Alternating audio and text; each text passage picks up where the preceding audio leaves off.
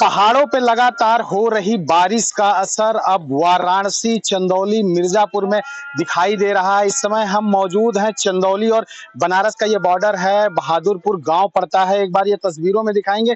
ये खेल का मैदान था जो पूरी तरीके से पानी में डूब गया है। घर भी दिखाएंगे। देखिए लोग घरों से, नाव से बाहर निकल रहे हैं और आश्रय खोज रहे हैं। लगातार जितने भी घर, ये किनारे हैं, गंगा का ये किनारा है, गंगा के किनारे वाले जितने भी घर हैं वो पूरी तरीके से डूब गए हैं। जिला प्रशासन जो है वो बाढ़ चौकियों का भी निर्माण किया हुआ है, लेकिन यहाँ से जो पब्लिक है वो अपने नाव से, बाहर से जो नाव आई हैं उनसे निकल कर जा रहे हैं, एक सुरक्षित स्थान ढूंढ रहे हैं।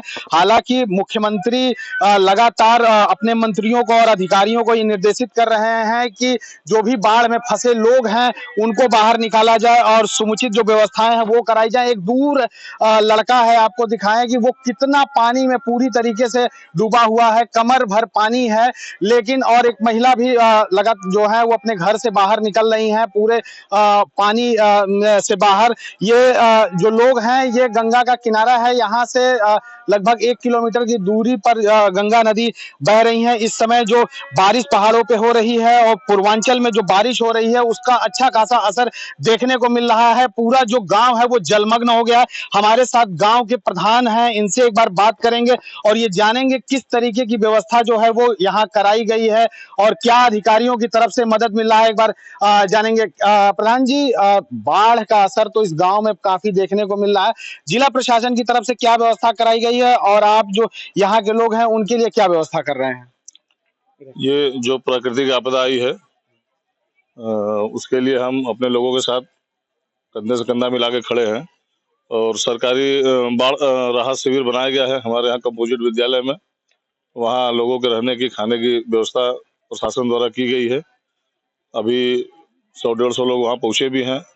पानी अगर इसी तरह बढ़ता रहा तो कम से कम संख्या 300 के पार जाएगी और जो लोग वहाँ नहीं जाना चाहेंगे उसके लिए हम लोग हर तरह से उनके साथ खड़े रहेंगे। जिला प्रशासन की तरफ से क्या व्यवस्था की गई है? चूंकि बाढ़ चौकी का भी एक निर्माण कराया गया है बहादुरपुर में, क्या व्यवस्था दी जा रही है जिला प्रशासन की तरफ से?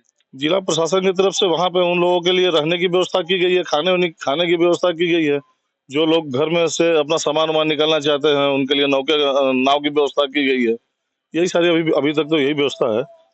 तो जिला प्रशासन की भी तरफ से लगातार व्यवस्था की गई है, बाढ़ चौकी का निर्माण किया गया है, लेकिन गंगा का जो जलस्तर है वो खतरे के निशान से ऊपर बह रहा है।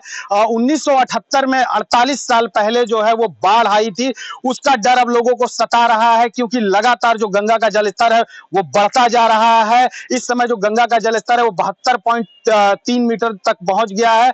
जब बाढ़ आई थी 1978 में तो उस समय जो गंगा का जलस्तर था 73.1 मीटर था। तो लोगों को अब डर सता रहा है जलस्तर बढ़ने का। लेकिन हर घंटे अगर हम बात करें जिला प्रशासन की के आंकड़ों की, तो हर घंटे जो है वो गंगा का जो जलस्तर है वो लगातार बढ़ रहा है। पहाड़ों पे लगातार जो बारिश हो रही है उसका असर जो है वो अब गंगा नदी पर दिख रहा है। सहयोगी के साथ धर्मेंद्र कुमार, न्यूज़ 18।